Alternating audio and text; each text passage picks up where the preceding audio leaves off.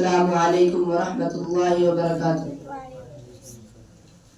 الحمد للہ وکفا وسلام علی عبادہ الذین اصطفیٰ، اما بعد فاعوذ باللہ من الشیطان الرجیم، بسم اللہ الرحمن الرحیم۔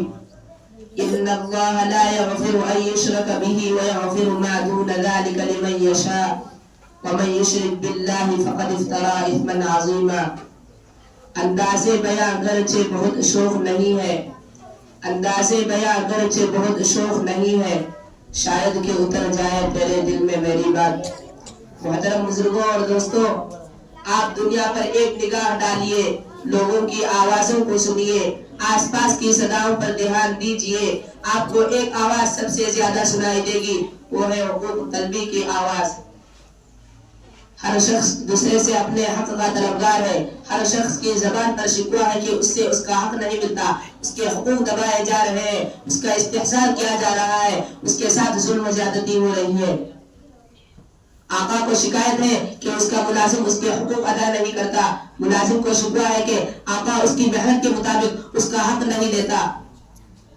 اسی طرح ہر شخص دوسرے سے حق تلفی کا شاکی ہے، گھر باہر شہر دیہات، امیر و غریب، عورت و مرد، بچے اور بڑے، ہر جگہ اور ہر ماحول میں حقوق طلبی کی صدائیں گونجتی نظر آئے گی۔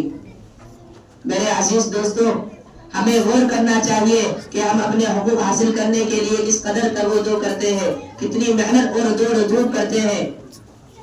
ہمیں جب ہمارا حق نہیں ملتا تو ہمیں کس قدر ملال اور غم ہوتا ہے، اور ہم شکایات کے کیسے کیسے دفتر کھول دیتے ہیں۔ مگر احکم الحاکمین، جس کے قبضہ و قدرت میں ہماری ذات، ہماری جان و مال اور دنیا کا یہ سارا کارخانہ ہے، ہر لحظہ ہر ساعت جس کے ہم پر بے شمار احسانات و انعامات ہیں، کیا ہم نے اس کے حقوق کی ادائیگی کی فکر کی؟ کیا اس کے جو حقوق ہم پر عائد ہوئے وہ ہم نے ادا کر دیے؟ باری تعالیٰ بھی ہم سے اپنے حقوق کی ادائیگی کا طلبگار ہے، وہ بھی اس کے فائدے کے لیے نہیں بلکہ ہمارے فائدے کے لیے۔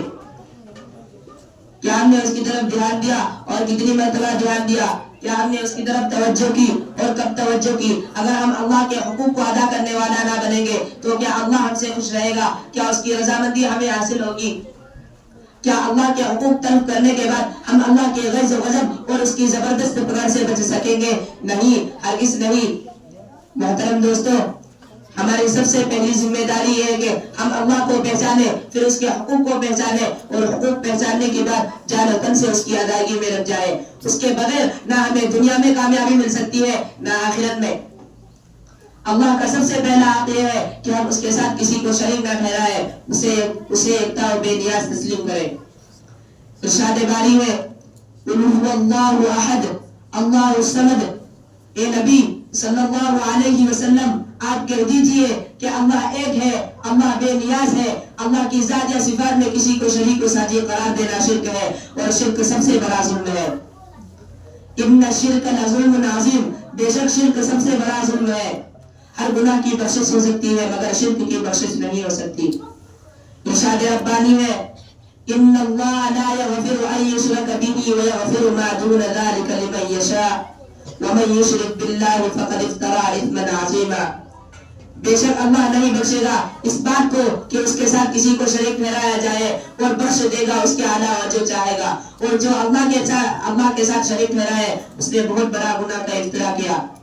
جس طرح اللہ کا ہم پر حق ہے کہ ہم اس کی ذات کو ایک مانیں، اس کے ساتھ کسی اور کو اس کی خدائی میں شریک نہ جانیں، اسی طرح ہم پر یہ بھی ضروری ہے کہ ہم اس کی صفات میں بھی کسی کو شریک نہ جانیں۔ جس طرح اللہ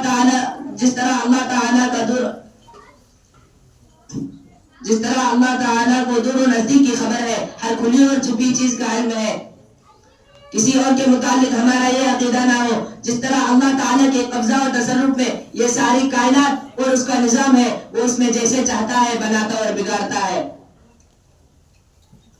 کسی اور کے اندر یہ قدرت و طاقت نہیں ہے۔ اسی طرح اللہ تعالیٰ کا ہم پر یہ بھی حق ہے کہ ہم اس کی عبادت و اطاعت کریں، اس کے حکموں کے آگے سر جھکا دیں۔ اس نے اپنے نبی آخر الزمان صلی اللہ علیہ وسلم کے ذریعے جو دین اسلام بھیجا ہے، ہم اس کے مطابق اپنی زندگی گزاریں۔ بزرگوں اور دوستوں، ہمیں اپنے اعمال کا جائزہ لینا چاہیے اور سوچنا چاہیے کہ ہم اپنے حقوق کا مطالبہ کرنے کے لیے ہر وقت تیار تو رہتے ہیں مگر اللہ کا بھی حق ادا کر رہے ہیں یا نہیں، جبکہ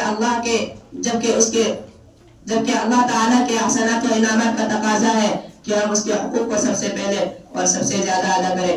اللہ ہم سب کو توفیق عطا فرمائے، آمین۔ وما علینا الا البلاغ۔ السلام علیکم ورحمۃ اللہ وبرکاتہ۔